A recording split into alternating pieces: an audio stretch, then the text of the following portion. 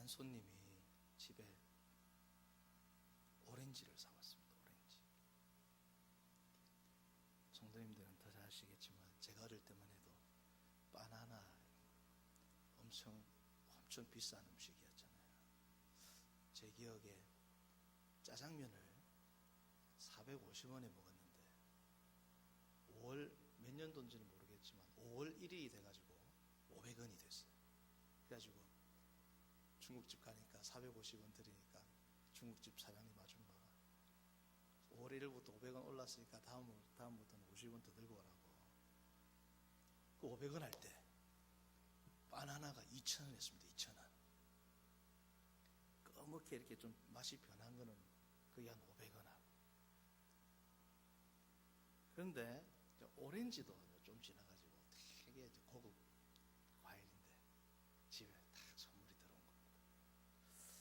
그래가지고 오렌지를 이제 맛있게 먹으려고 저희 아버지 거는 미리 다 이제 빼놓고 남아있는 것 중에서 제일 상태가 안 좋은 것부터 이제 먹었거든요. 한 2개 정도 먹다 보니까 뭐 제일 상태 안 좋은 거 먹다 보면 계속 상태 안 좋은 것만 먹겠는 거예요. 이게 제 어린 마음에. 그래서 패러다임을 바꿨습니다. 제일 상태 좋은 것부터 먹자. 제일 상태 좋은 것부터 먹자. 그러면은 뭐 나는 항상 최고로 맛있는 오렌지를 먹을 수 있을 것이다.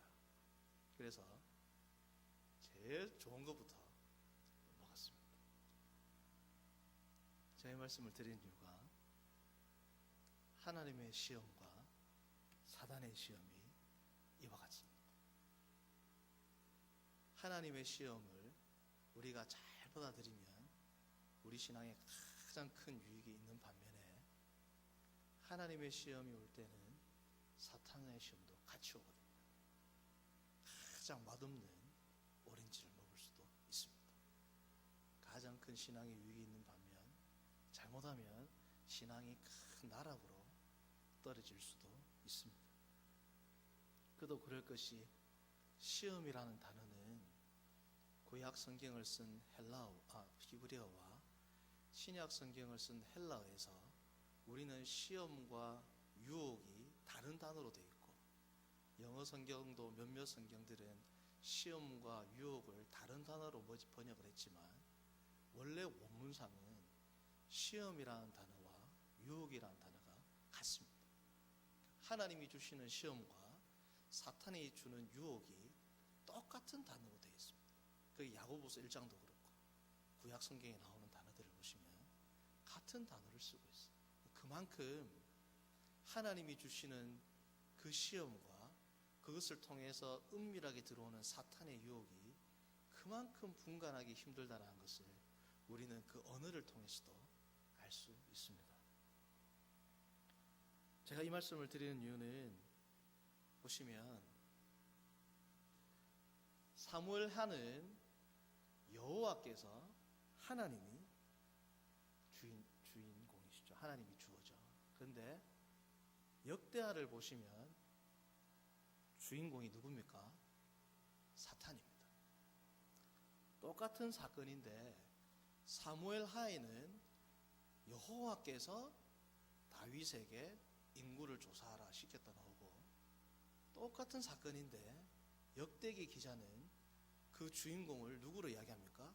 사탄입니다. 그러니까 이게 이제 성경을 읽을 때 참 우리에게 많은 고민을 하게 하는 거죠. 그러면 하나님께서 인구조사를 하라 시킨 겁니까? 사탄이 시킨 겁니까? 헷갈리는 겁니다. 왜냐하면 둘 다 하나님의 거룩한 말씀이기 때문에 그렇습니다. 이것을 이제 생각하기 위해서 저는 3가지를 성도님들과 함께 생각을 해볼 것입니다. 하나님의 시험과 사탄의 시험, 사탄의 유혹을 분별하기 위해 첫 번째는 24장 1절을 보시면 여호와께서 다음에 나오는 단어가 뭡니까? 다시죠. 다시. 여호와께서 다시 이스라엘을 향하여 진노했다. 이 말은 여호와께서 진노하신 사건이 처음이란 말입니까? 아니면 이전에도 있었단 말입니까? 이전에도 있었단 말이죠. 그래서 다시란 말이 되게 중요합니다. 다시란 말. 첫 번째는 다시가 무슨 뜻인지, 두 번째는 초등부 학생 같으면 분명히 이러한 질문을 잘 할 겁니다. 초등학생이나 오히려 어린아이들이 더 날카롭고 예리한 질문을 하잖아요. 두 번째는 뭐냐면, 하나님께서 다윗에게 오늘 사무엘하 24장을 보면 누가 시켰습니까? 하나님께서 다윗한테 인구조사를 하라고 시켰는데, 다윗한테 하나님이 어떻게 하십니까? 책임을 묻는 거예요. 벌을 내리는 거예요. 하나님의 뜻에 다윗이 순종했는데 하나님께서 어떻게 하시는 겁니까? 벌을 내리는 거예요. 참 이상한 상황인 겁니다. 두 번째가. 세 번째는 뭐냐 하면, 또 자세히 한번 읽어보십시오. 여호와께서 다시 누구를 향해서 진노했다 나옵니까? 이스라엘 향해서 진노했다 나오죠. 자, 그러면 우리가 상식적으로 생각해 보면, 여호와께서 이스라엘에게 진노했으면 이스라엘에게 바로 벌 내릴 수 있습니까? 없습니까? 있죠. 근데 엄한 다윗을 시켜가지고 다윗도 죄짓게 만들고 이스라엘 백성도 벌 내리고, 왜 그렇게 하셨어요? 라고 초등부 학생들은 분명히 물어볼 겁니다. 그렇죠? 우리는 이제 신앙생활을 하면서 하나님의 분명한 뜻이 있을 것이다 생각을 하지만, 이것을 원초적으로 질문을 해야 오늘 말씀을 우리가 이해할 수가 있습니다. 그래서 저는 이 다시와, 그리고 하나님께서 시키셨는데 왜 책임을 물으셨는지, 그리고 마지막 세 번째로는 하나님이 이스라엘에게 진노하셨는데 왜 다윗에게 인구조사를 하라고 하셨는지를 하나씩 살펴보겠습니다. 자, 첫 번째, 다시 진노했다라는 사건은 뭐하고 연결이 되냐면, 앞에 두 장을 넘기시면 사무엘하 21장이 나옵니다. 사무엘하 21장. 대개 사무엘하 21장부터 24장까지는 후대에 삽입된 부분이라고 생각을 합니다. 20장까지가 있고 그 뒤에 쓴 겁니다. 사무엘하 21장부터 24장까지는. 자, 21장 1절을 보시면, 다윗 시대에 해를 거듭하여 3년 기근이 있으므로 다윗이 여호와 앞에 간구하며 여호와께서 이르시되 이는 사울과 피를 흘린 그의 집으로 말미암음이니 그가 기브온 사람을 죽였습니다. 21장을 보시면 하나님께서 뭘 내리십니까? 3년 기근을 내립니다. 다윗이 범죄하고 났을 때 나단 선지자가 세 가지의 보기를 주잖아요. 대적에게 쫓겨나겠습니까? 3년 동안 기근을 받겠습니까? 아니면 또 하나가 더 있는데 생각이 안 나죠. 하나 더 있습니다. 여기 있습니다. 7년 기근과 원수에게 쫓겨나는 것과 사흘 동안 전염병이 있는 것, 이 세 가지를 주거든요. 그러니까 사무엘하 21장을 보시면 지금 이 기근이 임하게 된 것은 이유가 뭐냐 하면, 이스라엘 백성, 특별히 사울 왕이 하나님과의 언약을 어겼기 때문에 그렇습니다. 하나님과의 언약이 뭐냐 하면, 우리가 잘 아는 기브온 사람들은 죽이면 됩니까? 안 됩니까? 안 되죠. 여호수아서 보면은 종으로 삼겠다고 여호수아와 장로들이 하나님 앞에 맹세를 했습니다. 기브온 거민들은 죽이면 안 됩니다.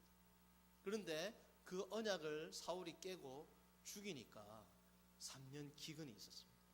3년 기근이 있고 나서 기브온 거민들이 사울의 그 후손들 중에서 7명을 목매달아 죽여달라고, 그래서 7명을 죽이고 나서, 그리고 나서 13절 14절 21장 이렇게 됐습니다.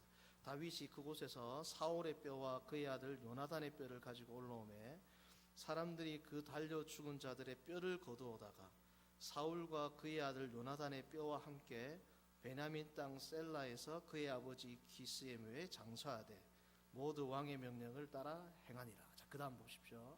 이렇게 다 심판을 행하고 나니까 그 후에야 하나님이 그 땅을 위한 기도를 들으시니라. 다윗이 언약을 어긴 사울 왕에 대한 그것을 하나님 앞에 다 처리를 하고 나니까 하나님이 그 땅의 기도를 들으시고 하나님께서 기근을 멈추었다라는 내용이 나옵니다. 오늘 읽었던 사무엘하 24장도 마지막 부분을 보시면 다윗이 비록 실수를 했지만 사무엘하 24장 25절을 보시면 그곳에서 여호와를 위하여 제단을 쌓고, 누가 쌓았냐면 다윗이 쌓았습니다.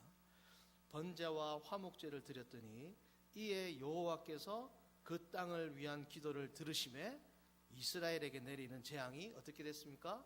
그쳤더라. 자, 그 말은 24장에 나오는 다시 진노하셨다라는 이 사건은 뭔지는 모르지만 하나님과 이스라엘 백성 간에 중요한 언약적인 관계에 있어서 이스라엘 백성이 하나님과의 언약을 어떻게 했다는 겁니까? 파괴하고 언약을 범했다라는 것을 암시적으로 알 수 있습니다. 오늘 사건은 이스라엘 백성들이 하나님과의 언약에 있어서 소홀했기 때문에 하나님의 진노를 사게 된 겁니다. 사무엘 24장이. 자, 두 번째는 뭐였습니까? 하나님께서 다윗에게 인구를 조사해라고 그렇게 시키셨는데 왜 다윗에게 하나님께서 책임을 물으셨는가? 자, 오늘 사무엘하 24장 1절을 보시면 다윗을, 자, 그 다음 어떻게 나옵니까? 격동시키사 나오죠. 격동시키사. 사무엘하 24장 1절. 여호와께서 다윗을 격동시키셨다. 이 말은 아주 좀 부정적으로 들리지만 원래 이 말은 옛날 우리 이 성경 보기 전에 개역 성경이었잖아요. 개역 성경, 그렇죠? 한 15년 전까지만 해도 개역 성경 썼잖아요. 개역 성경에는 다윗을 감동시키사 이렇게 써놨습니다. 같은 다른데 하나님께서 다윗을 감동시키사 이렇게 나옵니다. 그런데 왜 오늘 본문은 격동시키사라고 썼느냐? 이 단어는, 이 히브리어는 문맥에 따라서 세 가지로 쓰입니다. 첫 번째는 중립적으로 쓰입니다. 중립적으로. 좋은 것도 아니고 나쁜 것도 아니고. 두 번째는 부정적으로 쓰입니다. 세 번째는 긍정적으로 쓰입니다. 자, 먼저 중립적으로 쓰이는 예가 여호수아 15장에 나옵니다. 악사가 출가할 때 그에게, 그 남편이죠, 청하여, 여기에서 청하다라는 게 오늘 24장 1절에 나왔던 격동했다라는 말하고 똑같은 단어예요.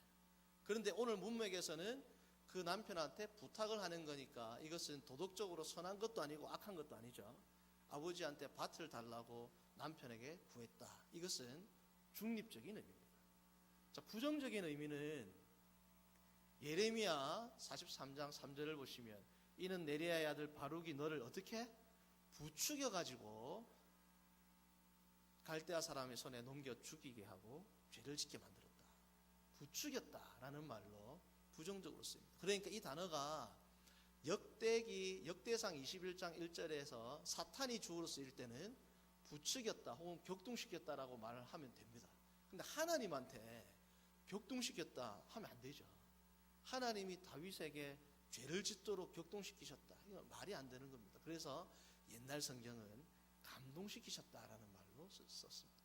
자, 긍정적인 의미는 예를 들어서 욥기 36장을 보시면 그러므로 하나님이 그대를 환난에서 어떻게 이끌어내사. 그래서 긍정적인 의미는 어떻게 하도록 이끌다, 어떻게 하도록 감동을 주다 라는 말이 있습니다. 자, 그런데 구약 성경을 살펴보면 하나님이 주어로 사용이 되고 이끌어내다 혹은 부추기다 혹은 뭐 격동하다와 같은 이 단어가 수트라는 단어인데 이 단어가 하나님이 주어로 사용됐을 때는 딱 4번 쓰입니다. 딱 4번. 딱 4번 쓰이는데 오늘 사무엘하 24장 1절까지 포함해서 4번을 쓰이는데 다 뭐냐면 긍정적으로 쓰입니다. 하나님께서 이끌어내셨다 혹은 하나님께서 감동을 주셨다 라는 긍정적인 의미로 쓰이는 겁니다. 자, 그러므로 오늘 보시는 것처럼 이렇게 개역 개정에는 격동시킨다 되어 있지만 우리가 예전에 보던 개역 한글에는 감동시키셨다라고 나오게 되는 겁니다. 이것이 사실은 하나님에 대한 우리의 태도에서 맞겠죠. 하나님께서 다윗으로 하여금 죄를 짓도록 부추기시는 분은 그 말이 안 되죠. 그죠? 이거는 말이 안 되는 겁니다. 그러니까 하나님께서 다윗에게 인구 조사를 하라고 감동을 시키셨다라고 보는 게 맞습니다. 자, 그런데 그렇게 생각을 해도 우리가 헷갈리죠. 왜냐하면 하나님께서 다윗에게 뭘 주신 겁니까? 감동을 줘가지고 인구 조사를 해라라고 감동을 주셨는데 벌을 내리시는 거죠. 너무 이게 저도 예전에 성경을 볼 때 너무 이해가 안 되는 거예요. 하나님이 다윗에게 감동을 주셔가지고 인구 조사를 해라고 해가지고 다윗 왕이 순종했는데 벌을 내린다. 이게 너무 납득이 안 됐습니다. 다윗이 하나님의 감동으로 인구조사를 했지만 오늘 우리가 읽었던 사무엘하 24장의 10절을 보시면 다윗이 자신의 입으로 나단 선지자에게 이렇게 고백합니다. 내가 큰 죄를 범했습니다. 하나님의 감동인데 다윗은 지금 뭐라고 고백합니까? 자기가 죄를 범했다고 고백을 하는 겁니다. 하나님 앞에서 죄를 범했다라고 고백을 하는 겁니다. 자, 이쯤에서 제가 드리는 말씀은 뭐냐 하면 하나님의 감동이 올 때 누구의 감동도 같이 올까요? 사탄이 시키는 감동도 같이 옵니다. 그런데 너무 신기한 거는 사탄도 인구 조사해라 시키는 겁니다. 하나님도 인구 조사해라, 사탄도 인구 조사해라 시키는 겁니다. 그런데 다윗은 사탄의 지시를 따른 겁니다. 연기에서 일어난 일인데 그걸 어떻게 합니까 우리가? 하나님의 감동을 따른 건지 사탄의 감동을 따른 건지 우리는 본문을 통해서 결과적으로 아는 거지만 다윗 입장에서는 억울할 수 있겠죠. 그러나 분명한 것은 성경에서 다윗은 사탄의 부추김, 사탄의 유혹을 따르게 된 겁니다. 자, 그래서 우리가 오늘 말씀에서 중요한 것은 그럼 어떻게 우리가 너무나도 비슷하게 오는 이 하나님의 감동과 사탄의 유혹을 우리가 분별해낼 것인가? 그것이 오늘 설교의 핵심입니다. 자, 사무엘하 24장 뒷부분을 다시 읽어보면 13절 아까 말했던 갓이 다윗에게 이르되 왕이 7년 기근이 있을 것입니까? 혹은 석 달 동안 도망하시겠습니까? 혹은 왕의 땅에 사흘 동안 뭐가 있겠습니까? 전염병이 있겠습니까? 물어봤습니다. 그러니까 14절 보면 다윗이 뭐라고 대답하냐면 후반절 보시면 우리가 여호와의 손에 빠지고 뭐라고 합니까? 내가 사람의 손에 빠지지 아니하기를 원하노라. 우리하고 내를 같이 봅니다. 지금. 이스라엘 백성과 자기를 같이 놓는 겁니다. 우리가 이스라엘 백성과 나는 지금 동일한 위치에 있게 됐는데 죄를 짓게 됐는데 여호와의 손에 빠지고 사람의 손에 빠지지 않기를 원합니다. 이 말은 히브리어적 표현으로 뭐냐면 제가 오늘 새벽 기도 때도 잠깐 말했지만 우리가 난 놓고 기억자를 모른다 이러면 한국 사람들은 다 알아요. 그렇죠? 그런데 미국 사람이 한국말을 처음 배울 때는 난 놓고 기억자를 모른다면 이게 무슨 뜻인지 모르는 거예요. 낫도 알고 기억도 알지만 난 놓고 기억자를도 모른다가 무슨 뜻인지 모릅니다. 여호와의 손에 빠지고 사람의 손에 빠지지 않기를 원합니다. 이 말은 이때 당시에 히브리인들은 다 아는 표현입니다. 뭐냐면 하나님 손에 내가 맡기겠습니다 이 뜻입니다. 그래서 사람 손에 빠지지 않기를 원한다 하니까 내가 대적에게 쫓겨가는 것은 원하지 않고 다른 거 해주십시오 이 뜻이 아니고 하나님의 손에 이 세 가지의 제한 가운데 모든 것을 저는 하나님의 처분에 맡기겠습니다 라는 뜻입니다. 그러니까 15절 보시면 하나님께서 또 뭘 내립니까? 전염병을 내리는 겁니다. 성도님들 참 놀라운 사실이 저도 설교를 준비하면서 깨달았는데 하나님의 말씀이라는 단어와 전염병이라는 단어가 히브리어로는 똑같아요. 빨간색 보면 똑같이 써놨죠. 모음만 다르게 찍으면 저 하나님의 말씀이란 것과 하나님이 주시는 전염병이라는 게 똑같습니다. 그러니까 24장 14절은 여호와의 손에 빠지기를 원합니다. 하나님이 말씀하옵소서. 내가 하나님께 그 모든 처분을 기다리겠습니다 라고 하나님의 말씀만 하옵소서라고 다윗이 하나님 앞에 모든 주권을 맡겨드리자 하나님은 뭘 임하셨다고요? 전염병을 임하셨다. 그러나 이것을 히브리어로 보는 사람들은 이거를 느끼는 겁니다. 하나님이 하나님 뜻으로, 하나님이 마치 말씀으로 표현을 하시듯 하나님의 뜻으로 지금 내리는 징벌이 세계 중에서 다름 아닌 뭐라는 겁니까? 전염병이라는 겁니다. 이게 사무엘하를 쓴 사람의 강조점입니다. 왜 하필 하나님께서는 전염병을 내리셨을까요? 대적에게 쫓기는 것도 있고 기근도 있는데 왜 하나님께서는 전염병을 내리셨을까요? 그것이 참 중요한 내용이 됩니다. 자, 이것을 결국은 하나님께서 이스라엘에게 진노했는데 왜 이스라엘을 바로 치시지 않고 다윗에게 인구조사를 시키셨는지에 대한 해답이 될 수 있습니다. 왜냐하면 인구조사를 구약 성경에서는 딱 두 가지 경우에만 인구조사를 했습니다. 레위인이 성막 조사할 때는 레위인만 조사한 거고, 이스라엘 전체를 인구조사할 때는 두 가지 경우에만 인구를 조사했습니다. 첫 번째는 뭡니까? 전쟁을 수행하기 위해서 20세 이상 되는 남자들이 몇 명이 되는지를 파악을 해야지 뭘 합니까? 전쟁을 합니다. 두 번째는 뭡니까? 생명의 속전을 위해서 하는 겁니다. 생명의 속전을. 생명의 속전을 위해서 하는 것은 뭐냐면, 쉽게 말해서 하나님께서 이스라엘 백성들을 구원해 주신 것을 이스라엘 백성들이 감사해 가지고 헌금을 내는 겁니다.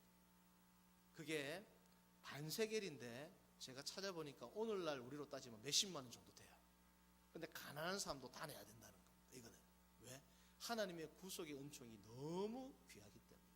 이것을 계수하기 위해서, 이것을 거둬들이기 위해서 하는 게 뭐냐면 이스라엘의 인구 조사입니다. 자, 그런데 출애굽기에서 이스라엘에게 생명의 속전을 위해서 인구 조사를 할 때 생명의 속전을 내지 않는 사람에게는 하나님이 이런 벌을 내리신다고 합니다. 출애굽기 30장 12절.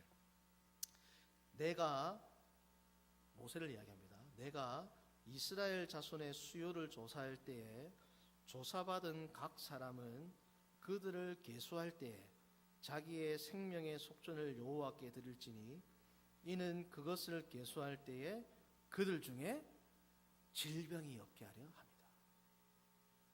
생명의 속전을 안 내면 질병이 임한다는 거예요. 질병이.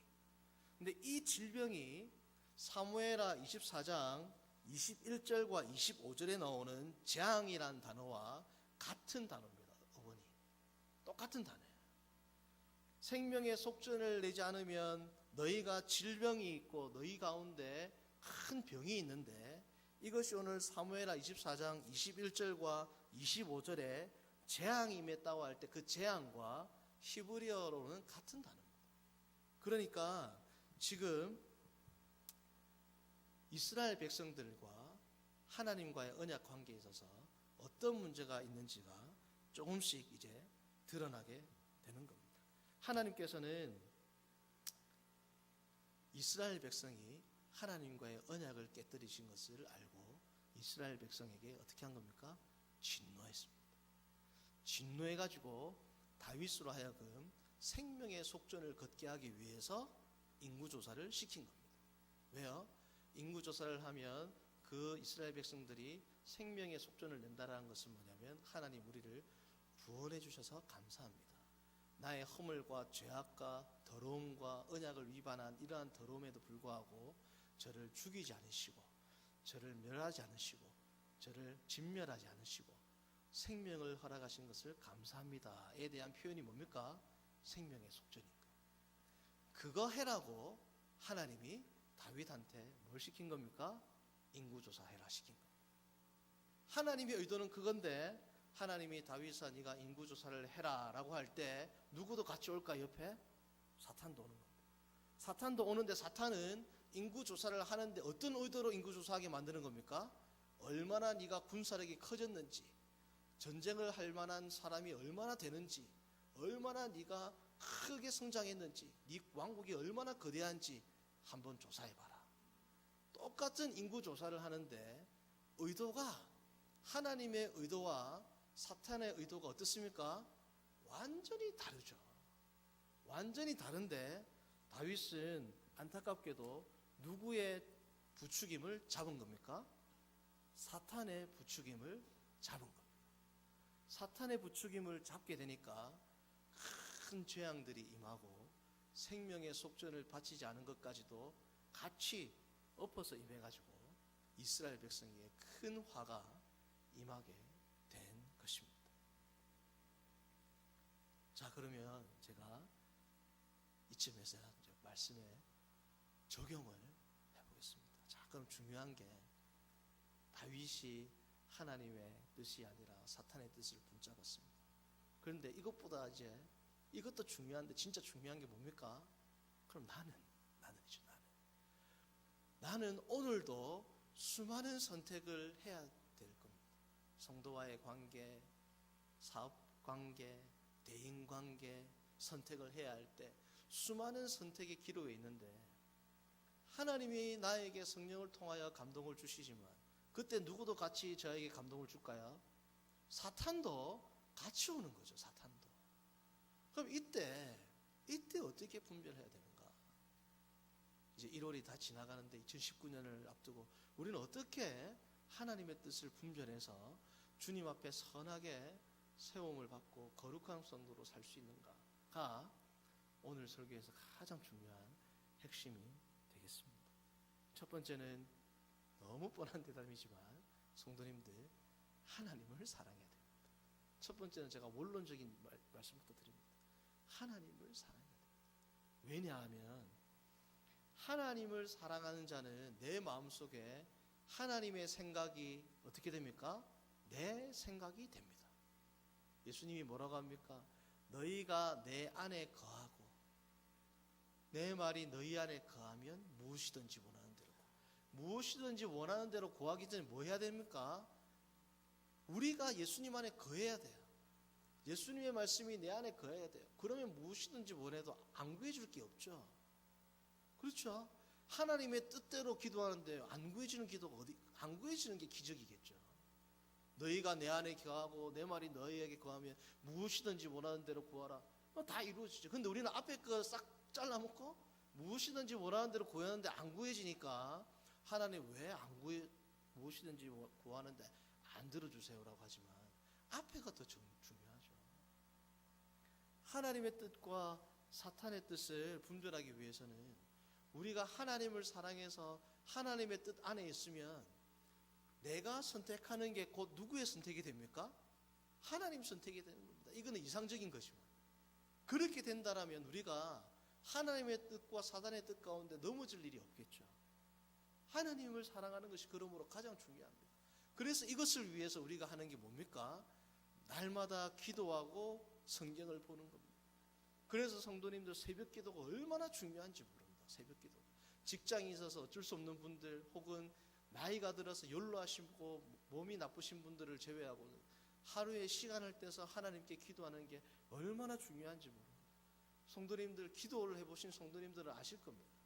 내가 이 제목으로 기도하는 게 아닌데도 기도를 하면 이 부분에서 내가 잘못됐다는 것을 성령께서 가르쳐 주세요. 전혀 생각하지 않았는데 전혀 생각하지 않은 말들 전혀 생각하지 않는 표정들 성도와 나누었던 어떤 대화들 어떤 단어들 하고 잊어버렸는데 새벽에 앉아서 기도를 하면 그것은 네가 교만한 말이었다. 그것은 네가 잘못된 말이었다. 기도 안 하면 모릅니다. 이거는 기도를 해야 알아요. 왜? 생각도 안 하고 있는데 기도하면 알려주시거든요. 생각도 안 하고 있는데 말씀을 볼 때 알려주십니다. 그러므로 기도와 말씀 특별히 시간을 떼어서 하나님께 경건한 기도를 드리는 것은 성도의 생활에 얼마나 중요한 것인지 모릅니다. 이것이 돼야지 우리가 하나님의 뜻과 사탄의 뜻을 분별할 수 있습니다. 이 세상의 성경 박사님 아무리 똑똑한 사람도 하나님의 뜻을 어떻게 분별하겠어요? 왜? 그것은 세상적인 지혜에서 오는 게 아니고 초월적인 지혜로 오는 겁니다. 하나님이 알려주셔야 하나님의 뜻을 분별할 수 있습니다. 다윗이 내가 군사적인 목적으로 인구를 계수하는 것이 이렇게 큰 죄인지 어떻게 알겠어요? 사람의 생각으로 그게 죄라고 생각을 할 수 있겠습니까? 그게 세 번째는 자신의 의도를 자신의 목적을 자신의 계획을 순간순간 살펴보는 습관을 들여야 됩니다. 똑같은 교회 일을 하고 똑같은 말을 하고 똑같은 인사를 하고 똑같은 행위를 하지만 지금 내가 이 행위를 왜 할까? 지금 내가 이 말을 왜 할까? 지금 내가 이 표정을 왜 할까? 내가 지금 왜 이 행동을 할까? 겉으로 드러나는 것 말고 자기의 진짜 속 마음을 어떻게 해야 됩니까? 살펴봐야 돼요. 하나님 앞에서, 하나님 안에서 내가 지금 왜 하고 있을까? 내가 악수를 하고 미소를 짓는 게 정말 마음에서 우러나오는 것인가? 아니면 내가 하나의 테크닉인가? 자기는 알잖아요. 그 마음을 자기가 수시로 살펴보고 혹시라도 진정한 마음에서 우러나지 않는다면 하나님 앞에 회개하고 내 마음을 다시금 돌이켜서 정말 지금 하는 행동이 진실한 행동이 될 수 있게 해달라고 기도하고, 그러한 반복된 경건의 연습이 행해질 때에 하나님의 뜻을 온전히 분별할 수 있을 겁니다. 마지막 네 번째는 가장 어쩌면은 실천적인 영역에서는 중요할 수 있는데, 내가 성도님들을 다 신앙생활을 해오셨잖아요. 내가 언제 무너졌는가? 내가 언제 무너지는가를 보면 패턴이 있습니다. 이거는 정답이 없어요. 왜냐하면 성도님들마다 다 성격이 틀리기 때문에. 내가 신앙생활을 할 때 언제 나는 영적으로 다운되게 됐는가? 최초로 내가 하나님 앞에 멀어지게 되는 그 마음과 그 사건은 무엇인가? 아주 사소할 수 있습니다. 아주 사소할 수 있지만 그것에서부터 하나님과 내가 멀어지는 거예요. 그것을 분별하고 판별하고 정립을 시키셔야 돼요. 이거는 각자 성도님들이 하셔야 돼요. 어떤 분은 예를 들어서 내가 하나님의 뜻을 어기게 될 때 이상하게 나는 마음이 두근거리더라. 그러면 두근거릴 때 그 일을 하면 됩니까? 안 됩니까? 안 됩니다. 내가 막 지금 하고 싶어도 내가 마음이 두근거릴 때 뭔가를 할 때는 항상 돌이켜봤을 때 이것은 하나님 뜻이 아니더라 하면 안 하셔야 돼요. 아니면 내가 이 말은 옳은 말이라서 꼭 해주고 싶은데 내 마음이 불편할 때 이 말을 하면 꼭 덕스럽지 못하더라. 그러면 그게 좋은 말이고 참된 말이고 진리지만 내 마음이 그러한 마음으로 작동하고 있으면 해야 됩니까? 안 해야 됩니까? 안 해야 됩니다.